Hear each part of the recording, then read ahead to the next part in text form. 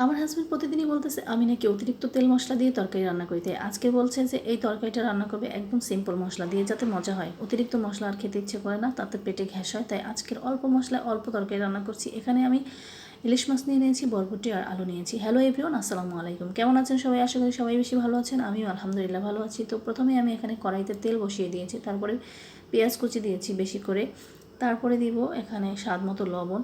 তো লবণটা আমি অফ ক্যামেরায় দিয়ে ফেলেছি। তারপরে এখানে আমি একটু ভালো করে কষিয়ে নিচ্ছি। কষানো হয়ে গেলে একটু সামান্য পরিমাণে পানি দিয়ে দেবো। পানিটা দিয়ে বাকি মশলা আমি দিয়ে দেবো। তেমন একটা মশলা দিব না, প্রথমেই বলেছি অল্প মশলায় রান্না করব, কারণ হাজব্যান্ড বলেছে অতিরিক্ত মশলা খেলে নাকি পেটে গ্যাস হয়, তাই আজকে অল্প মশলাই রান্না করছি। তো এখানে আমি পরিমাণ মতো হলুদের গুঁড়ো দিয়ে দিলাম, পরিমাণ মতো মরিচের গুঁড়ো দিয়ে দিলাম। তারপরে আমি কিন্তু মশলাটাকে সুন্দর করে কষিয়ে নিচ্ছি। তো এভাবেই কিন্তু আজকের তরকারিটা আমি রান্না করব। আর আমার তরকারিটা কেমন হবে জানি না, তবে আপনাদের মতামত জানতে চাই। আমার তরকারিটা কেমন হয়েছে অবশ্যই কমেন্ট করে জানাবেন, আর ধৈর্য সহকারে ভিডিওটা দেখবেন। আশা করি আপনাদের কাছে অল্প হলেও ভালো লাগবে। মানে আমি চেষ্টা করি আপনাদের মাঝে একটু ভালো কিছু শেয়ার করার জন্য, যাতে করে মানুষ একটু হলেও কিছু শিখতে পারে। যাই হোক, এখানে শেখার মতো কিছুই নাই। আমি যেটা রান্না করি সেটাই আপনাদের মাঝে শেয়ার করি, শেখানোর কিছু নাই। যাই হোক, তারপর অনেক মানুষ আছে, অনেকে একটু হলেও দেখে শিখে নিতে পারে, অনেকেই রান্নাবান্না জানে না, আবার অনেকে অনেক বেশিও জানে। তো যাই হোক, আমি কিন্তু এভাবে করেই মশলাটা কষিয়ে নিয়েছি। তারপর এখন আলুগুলো দিয়ে দিয়েছি, আলুগুলো কষিয়ে নিচ্ছি, ভালো করে কষিয়ে নেব।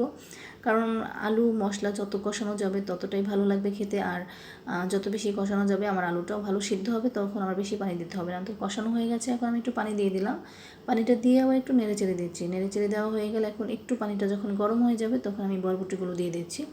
বরবটিগুলো দিয়ে সুন্দর করে আবার একটু নেড়ে চেড়ে দিব। নেড়ে চেড়ে দেওয়ার পরে এখন আমি ঢাকনা দিয়ে দেবো। তো ঢাকনা দিয়ে আমি কিছু সময় এভাবে রেখে দেবো। কিছু সময় রেখে দেওয়ার পরে যখন পানিটা ফুটে উঠবে, তখন আমি মাছগুলো দিয়ে দেবো। তো এই তো আমার পানিটা ফুটে উঠেছে। এখন আমি সুন্দর করে মাছগুলো দিয়ে দেবো। একটু নেড়ে চেড়ে দিচ্ছি। নেড়ে চেড়ে দেওয়ার পরে দেখুন আমি একে একে কিন্তু কাঁচা মাছ দিয়ে দিচ্ছি। আমি কিন্তু মাছটা আজকে ভেজে নিইনি, শুধু কাঁচা মাছটা দিয়ে দিয়েছি। এভাবে কিন্তু মাছ ভাজা খেতে আমাদের কাছে অনেক ভালো লাগে। আপনাদের কাছে কার কী কেমন লাগে আমি জানি না, তবে আমাদের কাছে খুবই ভালো লাগে। কারণ কাঁচা মাছ এভাবে তরকারির ভিতরে দিলে সেই তরকারির স্বাদ থাকে অন্য রকমের, আর ভেজে তরকারি রান্না করার স্বাদ থাকে অন্য রকমের। তো এভাবে আমি কিন্তু রান্না করেই ফেলেছি, অলমোস্ট রান্না হয়ে গেছে। তো একটু দেখিয়ে দিচ্ছি আপনাদেরকে কেমন হয়েছে, তরকারিটা সেদ্ধ হয়েছে কিনা। মাশাআল্লাহ, খুবই সুন্দরভাবে সেদ্ধ হয়ে গিয়েছে। তো আমার মোটামুটি তরকারিটা ডান হয়ে গেছে আলহামদুলিল্লাহ। এখন আমি নামিয়ে নেব। তো একটু উল্টে পাল্টে দিয়ে দিচ্ছি, আর একটু সুন্দর করে নেড়ে চেড়ে দিয়ে দিচ্ছি, আর 2-3 মিনিট ঢাকনা দিয়ে রেখে দেবো। 2-3 মিনিট ঢাকনা দিয়ে রেখে দেওয়ার পরে যখন একটু মাখো মাখো হয়ে যাবে, তখন নামিয়ে নেব। এই যে মাখো মাখো হয়ে গেছে। এখন চাইলে আপনারা এখানে কিন্তু ধনিয়া পাতা দিতে পারেন। তো আমার বাসায় ধনিয়া পাতা ছিল না, আর যেহেতু ইলিশ মাছ ধনিয়া পাতা দিব না। এখন আমি নামিয়ে নেব।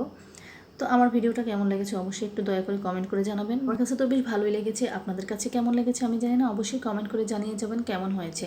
তো আজকের তরকারিটা খুব সিম্পল মশলা দিয়ে রান্না করে ফেলে, এটা দেখতে যতটা সুন্দর লাগছে খেতেও কিন্তু অসম্ভব মজা হয়েছিল।